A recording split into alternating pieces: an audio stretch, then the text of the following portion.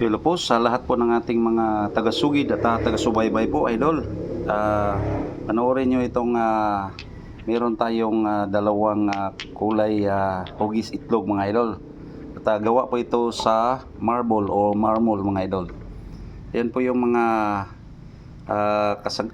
karamihan. Mga gawa po ito sa korhidor mga idol. Ayan po. Dito lang po yan sa lugar po natin ng Pilipinas.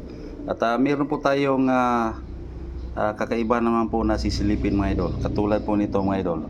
Ito ay antique po ito. Taong 1950s po yan mga idol. Oh. Biro niya nung unang araw mga idol. Meron na rin palang gumagawa ng mga ganire mga idol. Oh. So ayan po yung makabago at ito po yung luma mga idol. Oh.